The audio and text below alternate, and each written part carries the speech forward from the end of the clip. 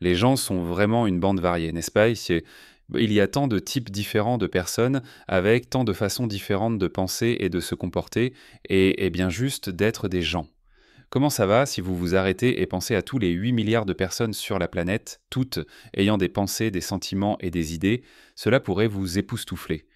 Et comme si cela ne suffisait pas, certaines personnes sont vraiment extraordinaires et possèdent des capacités dont nous ne pourrions que rêver. Voici 20 personnes qui ont acquis de véritables super-pouvoirs après un accident. Numéro 20. Daniel Tammet, prodige des mathématiques et des langues. Daniel Tammet est né en 1969 à Londres et a été diagnostiqué avec un autisme à haut fonctionnement à l'âge de 25 ans. Il a une manière vraiment unique de voir le monde. Il éprouve quelque chose appelé synesthésie, ce qui lui permet de percevoir les chiffres avec des couleurs, des formes et des textures distinctes. Cela signifie qu'il peut effectuer des calculs super complexes juste en les voyant dans son esprit sous forme de formes évolutives. Grâce à cette compétence incroyable, Tammet a établi un record européen en récitant le pays jusqu'à 22 chiffres entièrement de mémoire en un peu plus de 5 heures. Il a également appris l'islandais en une semaine en plus de toutes ses réalisations. Il est auteur et a écrit plusieurs livres sur la façon dont il voit le monde. Il a réussi à montrer aux gens que l'autisme est une expérience complexe et variée, qui ne peut pas être réduite à une case et que les personnes sur le spectre ont une gamme complète de compétences, d'émotions et que chaque personne est unique. Maintenant, il est temps pour le sujet fascinant. Voici un gars qui aurait été frappé par la foudre et contrairement à nous autres, il semble avoir survécu à une telle chose. Et non seulement il a survécu, mais il aurait également acquis une multitude de super-pouvoirs, y compris toute cette étrange matière bleue filandreuse qui semble avoir recouvert tout son corps, présumément pour briller et avoir l'air électrique quand il est là-bas en tant que super-héros. Vous êtes probablement meilleur que moi à ce sujet, alors que pensez-vous qu'il se passe ici? Comme toujours, vous pouvez me faire part de vos réflexions dans la section des commentaires ci-dessous en utilisant le hashtag sujet fascinant. Numéro 19. Jason Padgett, le mathématicien accidentel. Ensuite, nous avons un gars qui vivait une vie ordinaire à Tacoma, Washington, où il vendait des futons pour vivre et aimait les sports extrêmes. Il n'avait jamais été particulièrement intéressé par l'école ou même les mathématiques ou toute forme d'académie en réalité. Il était tout au sujet du plaisir. Mais la vie a soudainement changé pour Jason Padgett en un clin d'œil. En 2002, Jason quittait un bar karaoké lorsqu'il a été violemment attaqué par deux hommes qui l'ont frappé à la tête. Il a subi une grave commotion cérébrale et des blessures internes, et après cette attaque, Jason a commencé à voir le monde d'une manière complètement différente. Et je veux dire, c'était littéralement ainsi qu'il voyait le monde. Il l'a décrit comme voyant tout en grilles, lignes et formes pixelisées, comme si la réalité s'était transformée en une simulation numérique. Les spirales d'eau. La lumière du soleil, même les arbres, lui apparaissaient comme des tracés, comme des motifs mathématiques complexes. Il était particulièrement attiré par ce que l'on appelle des fractales. Ce sont un type de motif détaillé répétitif qui apparaît à la fois dans la nature et en mathématiques.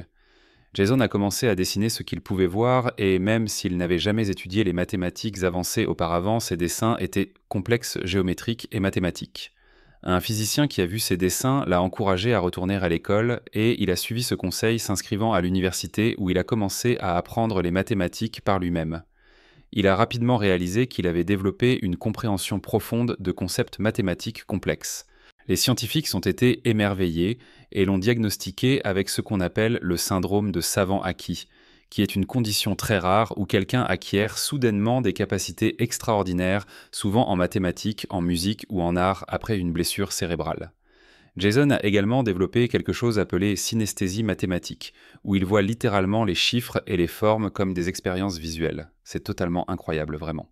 Numéro 18. Rory Curtis a soudainement parlé français. L'histoire de Rory Curtis ressemble à quelque chose sorti d'un film. Un film vraiment douteux, en fait. En août 2012, lorsque Rory conduisait sur la M42 près de Tamworth dans les West Midlands, sa camionnette a fait une embardée et a été percutée par 5 autres véhicules. L'accident a été assez grave et a causé une grave blessure cérébrale. Rory a été plongé dans le coma pendant 6 jours, mais lorsqu'il s'est finalement réveillé à l'hôpital Queen Elizabeth de Birmingham, la première chose qu'il a faite a été de discuter avec les infirmières en français impeccable. Et la chose la plus étrange à propos de tout cela, c'est qu'il ne parlait même pas français auparavant. Rory n'avait jamais étudié la langue depuis l'école et pourtant il communiquait en parfait français avec un accent fluide et tout. Tout n'était pas entièrement axé sur le fait de parler français et d'agir cool cependant. Pendant ce temps, Rory croyait qu'il était aussi l'acteur hollywoodien Matthew McConaughey. Il se regardait dans le miroir convaincu qu'il avait l'apparence et la silhouette de McConaughey. C'était une période difficile pour sa blessure cérébrale car ses souvenirs devenaient confus et à un moment donné, il pensait qu'il était un enfant. Et il a revécu la perte d'un chien bien-aimé lorsqu'il pensait qu'il était encore en vie. Cela a pris un certain temps pour que sa mémoire revienne et que ses connexions cérébrales soient rétablies.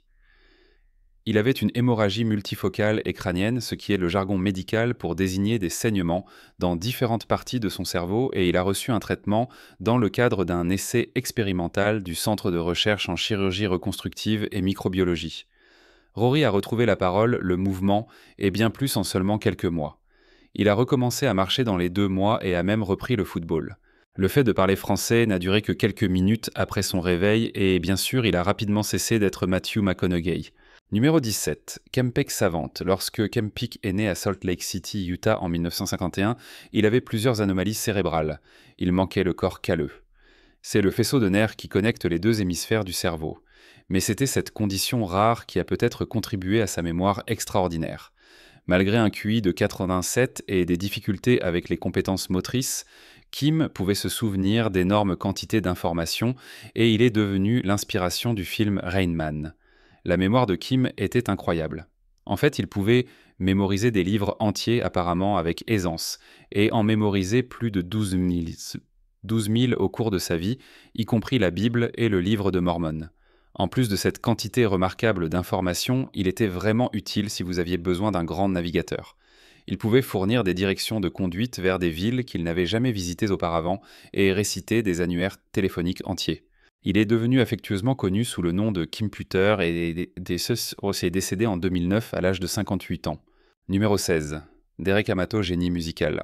En octobre 2006, Derek Amato a plongé dans une piscine et a subi une grave commotion cérébrale. Il a fini par avoir une perte auditive de 35% dans une oreille ainsi que des maux de tête et des trous de mémoire. Mais la chose la plus étrange était que Derek, bien qu'il n'ait jamais été formé en tant que musicien et n'ait qu'à peine touché à la guitare, s'est retrouvé assis à un piano chez un ami où il a soudainement commencé à jouer de la musique.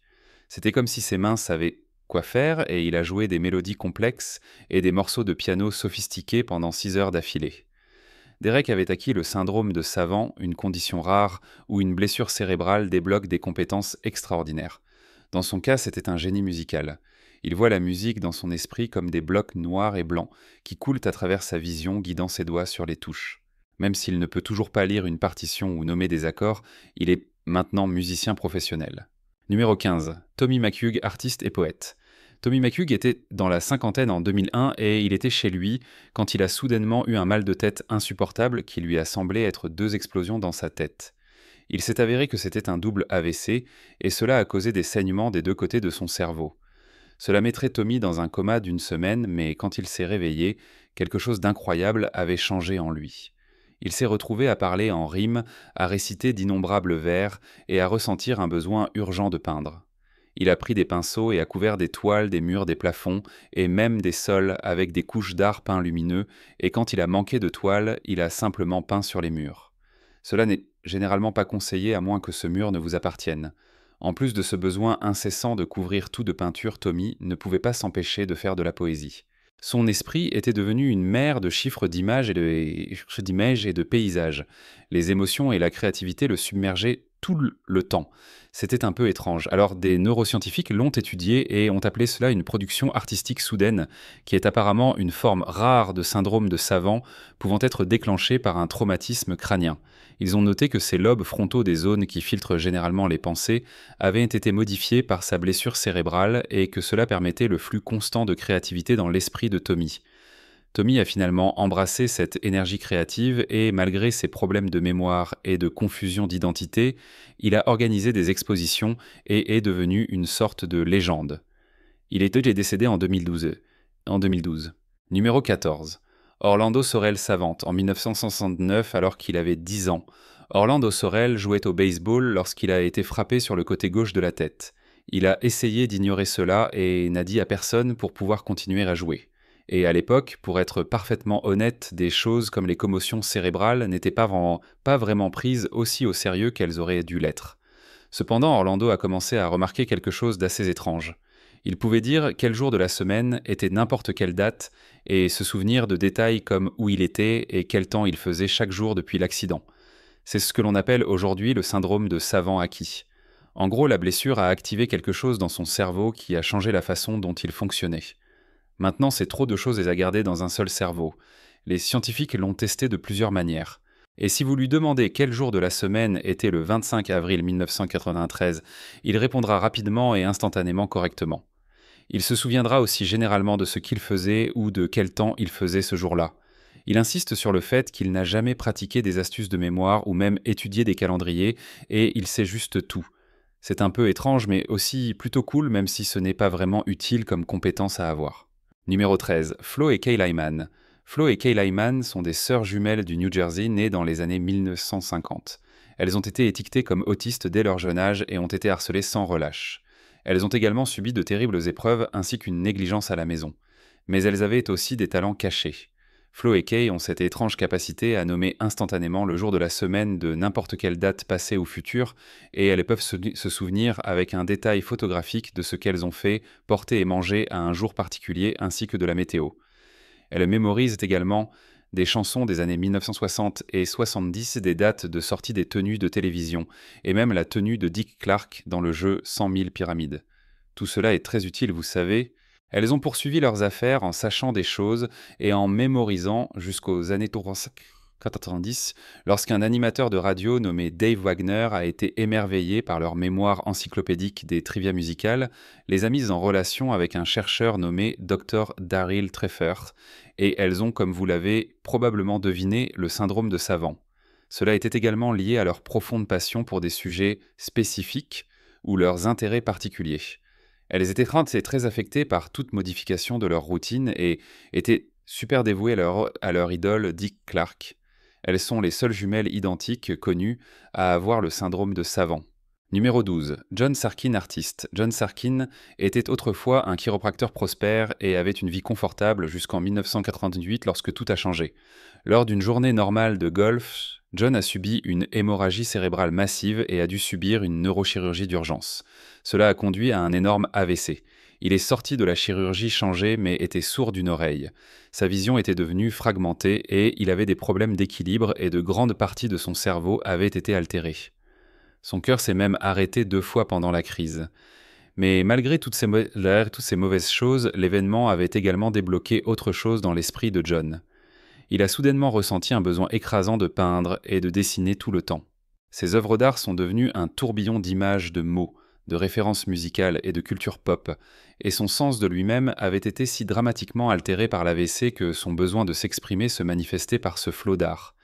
Il a été reconnu par le monde de l'art et a été présenté dans des magazines et des journaux, ainsi que sur des chaînes de télévision.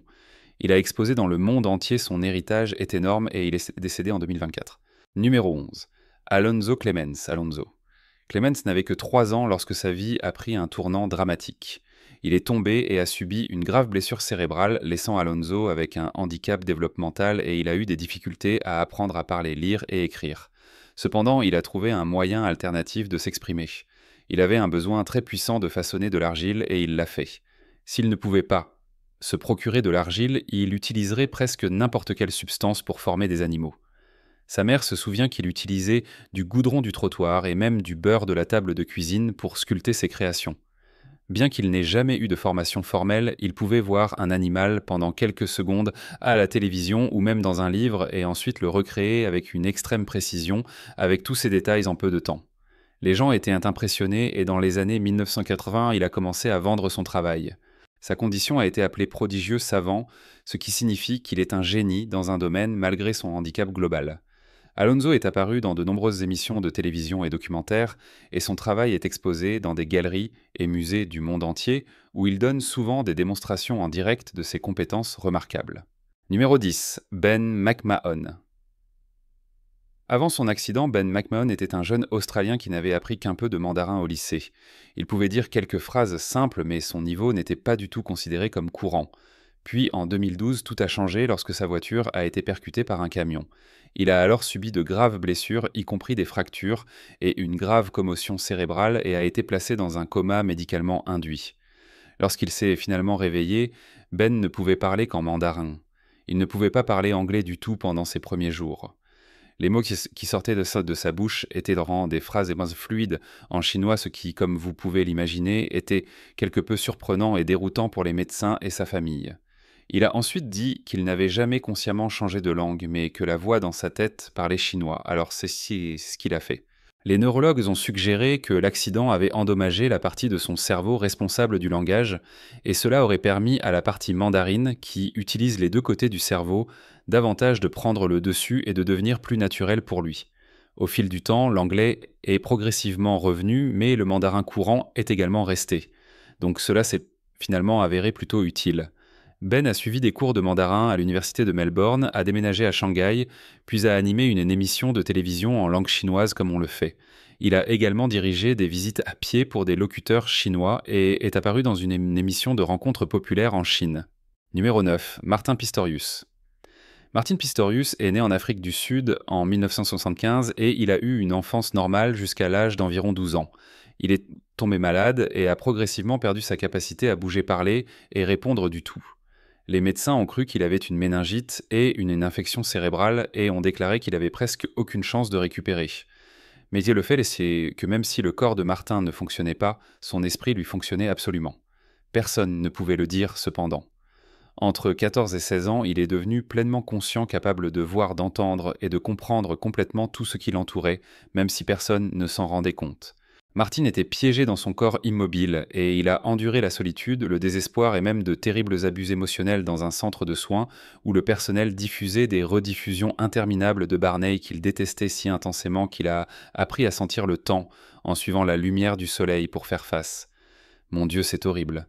Mais lorsque Martin avait environ 25 ans, une aromathérapeute de toutes les personnes nommée Verna a remarqué qu'il y avait en fait quelques signes subtils de conscience chez Martin. Il montrait des mouvements oculaires et des réponses légères. Sa famille a cherché à obtenir plus d'évaluations et les médecins ont confirmé qu'il était en fait conscient. Il a reçu un ordinateur vocal et a lentement récupéré le contrôle de ses bras et de sa tête. La récupération de Martin a peut-être été lente, mais elle a été constante. Il a appris à lire et à écrire à nouveau. A obtenu un diplôme en informatique, a trouvé l'amour. S'est marié et est devenu concepteur web indépendant. En 2011, il a coécrit un livre intitulé Ghost Boy, dans lequel il a partagé son histoire de l'expérience terrifiante de l'enfermement à sa nouvelle liberté. Numéro 8. Lee Ersick. En octobre 2009, en nourrissant des poules sur le ranch familial dans le Colorado, Lee est tombée d'environ 12 mètres dans un ravin.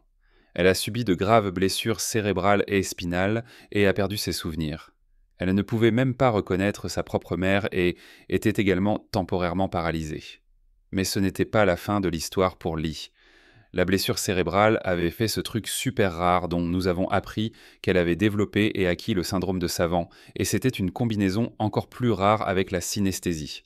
Elle a soudainement acquis une multitude de nouvelles capacités en art, poésie, mathématiques et même danse, et a dit qu'elle pouvait voir des équations et entendre des couleurs comme si ses sens s'étaient tous entrelacés.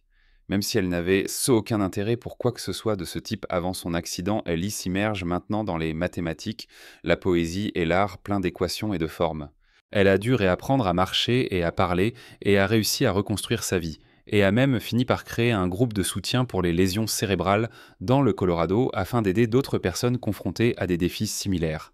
Numéro 7. Scott Mell. Scott était un vendeur de voitures typique en Caroline du Nord et n'avait aucune compétence artistique particulière ni d'intérêt réel pour l'art. Mais ensuite, la vie a changé en un instant. En 2015, il était arrêté à un carrefour lorsqu'un autre conducteur l'a percuté à environ 100 km/h. Cela lui a laissé une blessure cérébrale traumatique. Il a souffert de dépression, d'anxiété intense et était tellement déconnecté de sa vie d'avant. Mais ensuite, quelque chose d'incroyable s'est produit. Un jour, il a pris des fournitures artistiques lorsqu'il était avec ses enfants dans un magasin d'artisanat et a soudainement ressenti un besoin écrasant de peindre. Nous avons déjà entendu cette histoire avec d'autres. Il s'avère que Scott s'est assis et a créé un portrait même s'il n'avait jamais peint de sa vie, et cela serait le début d'une toute nouvelle obsession. Il a peint presque chaque nuit pendant de nombreux mois. Cela a été diagnostiqué comme un syndrome de savant acquis atypique, et son acquisition soudaine de compétences artistiques et de passion a complètement transformé sa vie. Il a embrassé le nouveau, était devenu artiste et a également découvert que la créativité était un outil thérapeutique extrêmement précieux, et cela a été une partie massive de son parcours de guérison. L'art peut être des choses vraiment puissantes. Numéro 6, Tony Chicoria. Tony Chicoria était un chirurgien orthopédique dans l'État de New York. Sa principale passion était la pêche, mais en 1994, alors qu'il utilisait un téléphone public lors d'un pique-nique familial, oui, les gens faisaient réellement cela, il a été frappé par la foudre. Son cœur s'est arrêté et il a glissé dans une expérience de mort imminente hors de son corps. Mais incroyablement, Tony a également récupéré. Quelque chose dans sa tête avait changé cependant. Tony était apparemment hanté par la musique. Chaque nuit, il se réveillait avec des mélodies jouant dans sa tête et se sentait contraint d'écouter et d'apprendre le piano classique. Il a acheté des enregistrements, s'est appris Chopin et a bientôt commencé à composer. Il l'a décrit comme se syntonisant sur une fréquence comme une chaîne de radio soudainement vivante dans son esprit. Au cours des mois suivants, il a pratiqué le piano constamment, poursuivant sans relâche ce qu'il ressentait comme un appel. Seulement 3 ans après avoir été frappé par la foudre, il a présenté sa propre composition appelée Lightning Sonata.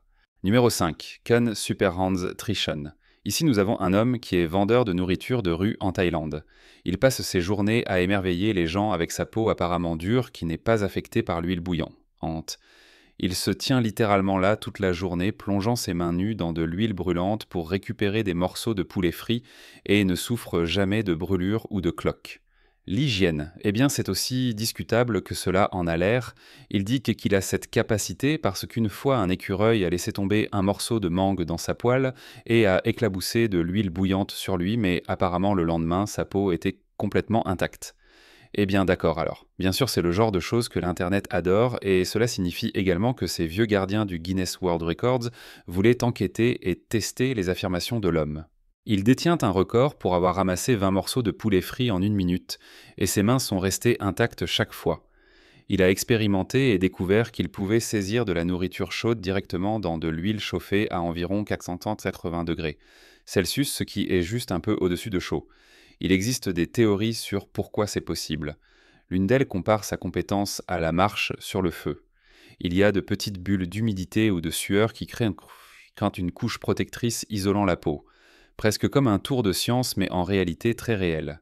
Après cet accident avec l'écureuil, il y a 7 ans, il a réalisé que ses mains ne se blessaient enfin pas. Alors, il a commencé à utiliser cette astuce pour attirer les clients. Et oui, cela a fonctionné. C'est pourquoi il est ici sur la Fancy Banana tout le monde. Numéro 4. Nikolai Kryaglyachenko, le garçon magnétique. Ensuite, nous avons un écolier de Russie avec un nom difficile à prononcer qui prétend qu'il est magnétique.